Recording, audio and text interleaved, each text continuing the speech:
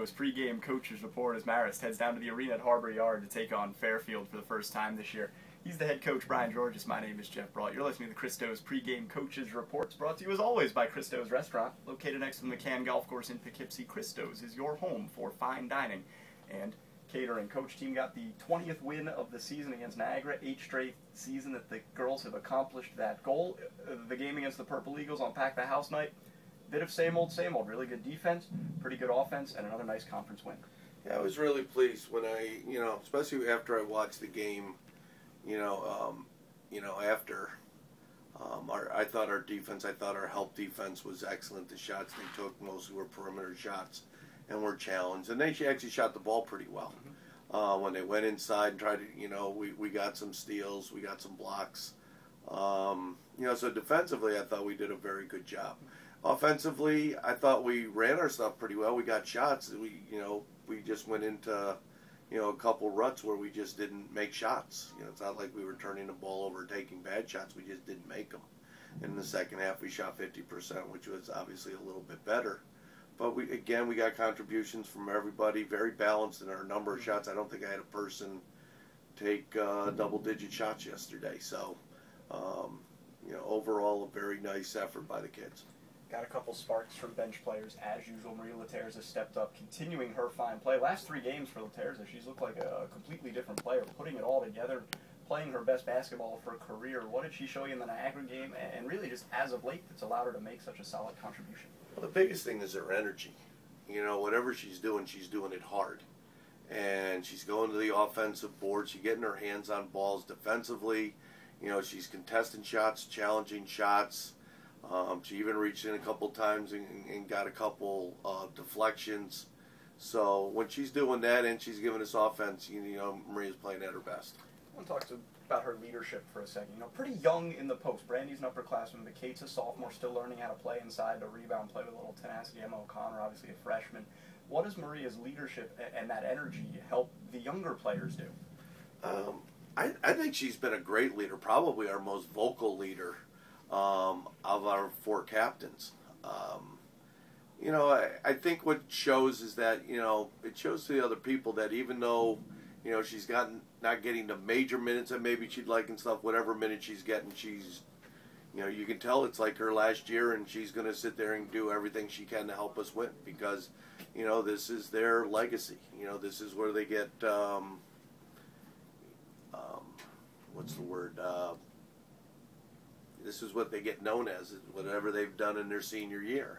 And, a lot of people didn't give this class as a real good class when we brought it in, and I think it's done exceptionally well, much better than a lot of people expected. And a lot of it's because of a lot of the intangibles, especially what Maria brings.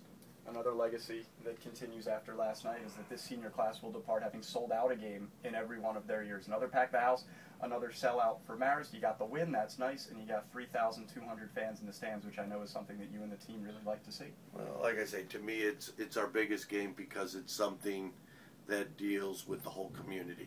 It's not just Marist women's basketball, it's the student body, it's the Marist community, it's the Hudson Valley community.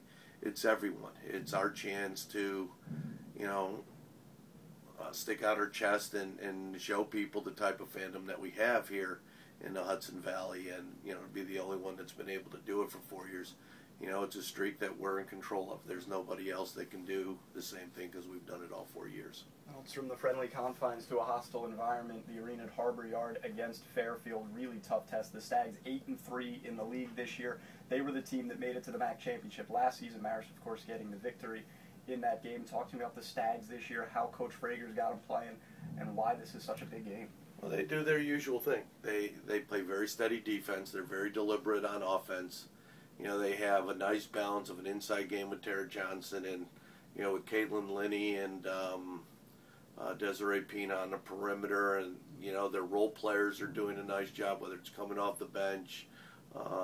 Naraki's done a great job this year. They're going to be a very, very tough test. And, I think our kids are up for the challenge. You mentioned the backcourt, Pina and Linney, one of the best backcourt tandems in the league. But Taron Johnson is a player that gave Marist fans nightmares last year with some of her performances against the Foxes. What do you hope to do against Johnson in this game to limit her?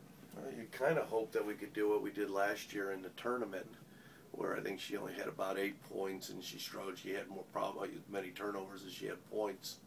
The main thing that we have to do is, one, try to reduce the number of touches, and two, she is so quick, and people have to be able to help.